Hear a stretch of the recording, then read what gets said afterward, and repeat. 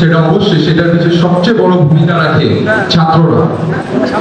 ছাত্রদের কারণেই আজ আমরা একটি স্বৈরাচার মুক্ত বাংলাদেশে স্বাধীনভাবে ঘুরে বেড়াচ্ছি। সুতরাং সামনে আমাদের আরো দিন আসবে, আরো বড় বড় দিন আসছে, যেগুলিকে আমাদের মাথায় রেখে আমাদের অত্যন্ত সাহসী হতে হবে, আমাদের মেধা খাটাতে হবে এবং সবসময় যেটা আমি একটু আগেও বললাম, কোনো অনৈতিক কাজকর্মে আমাদের জড়ানো যাবে না। যেমন আমি যেটা মনে করি, ছাত্র দল এটি হলো একটি গাছের শিকড়। এই গাছের যেমন শিকড় থাকে, ছাত্র দল হলো ঠিক সেরকম। তোমরা হচ্ছে সেই রূপ, সেই বেস। একটা গাছের যদি শিকড় মজবুত না হয়, সে গাছ কি কোনোদিন টিকবে? সুতরাং তোমরা হচ্ছে সেই শিকড়, সেই রূপ, সেই বেস, যেটা তোমাদের মজবুত করতে হবে। আমাদের মাঝে এই সাবেক ছাত্র দলের নেতৃবৃন্দরা উপস্থিত হয়েছে। তাদের সময়কার রাজনীতি আর আমাদের এখনকার রাজনীতি দেখতে গেলে অনেক পার্থক্য। সেটা কিরকম? সেটা হচ্ছে আমাদের এখনকার জেনারেশনের রাজনীতি একটুতেই মাথা গরম, কোথায় মারামারি, কোথায় খুনাখুনি, সেখানে আমরা সবাই। অথচ এখানে একটু আগে আমি বলতেছিলাম যে একজনের নাম যখন নেওয়া হয় বক্তব্য দেওয়ার জন্য, সেখানে কোনো তালি নেই।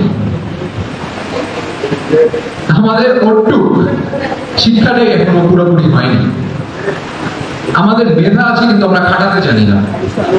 তোমরা অত্যন্ত, এক একজন অত্যন্ত মেধাবী, কিন্তু আমরা খাটাতে জানি না। এটা ঠিক, আমার বাবা সবসময় এটা বলেন, লালমনিরহাটের মানুষ একটু বেশি লাজুক। এটা সত্যি, আমরা কোথাও গেলে কোথাও কথাবার্তা বলি না, চুপ করে থাকি। তবে এটা লাজুকের বিষয়টা না, এটা সামান্য মিনিমাম এটিকেট। সেগুলি আমাদের দেখতে হবে সামনে, সেগুলি আমাদের বজায় রাখতে হবে, মেনটেন করতে হবে। এবং তারই সাথে আমাদের যে এই যে আমি বললাম যে আমাদের সাথে এখনকার রাজনীতি আর আগেরকার রাজনীতির অনেক তফাৎ, তারা কিন্তু সেটাই এখন দেখতে পাচ্ছে। তারা সেটাই দেখতে আসে মূলত, যে আমাদের সময়কায় অন্যভাবে আমরা রাজনীতি করেছি, এখন জিনিসটা পুরোই ভিন্ন।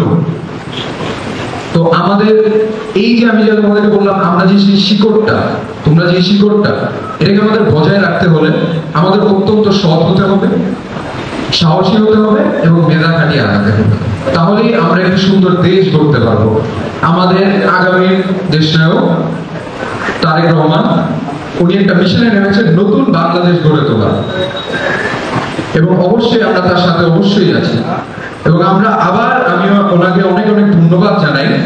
ওনার নেতৃত্বের কারণে আমরা একটি নতুন বাংলাদেশ ইনশাআল্লাহ গড়ব।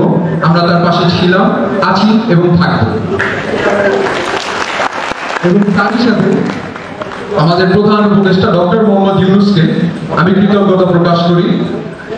তার সহযোগিতার কারণে আমরা ইলেকশনটা রোজার আগে আনতে পেরেছি, খুব সম্ভবত ফেব্রুয়ারিতে। ইনশাআল্লাহ আমাদের সামনে ফেব্রুয়ারিতে, জানুয়ারিতে অনেক কাজ আছে। আমরা ইনশাআল্লাহ সেগুলি খুবই ডিসিপ্লিনের সাথে করব এবং এই যে বললাম মারামারি, খুনাখুনি, এগুলি থেকে আমরা শত হাত দূরে থাকবো। আমরা যত পারবো চেষ্টা করব তোমাদের অভিভাবক, আমার বাবা, তার আদর্শ মেনে আগাবো। সবাই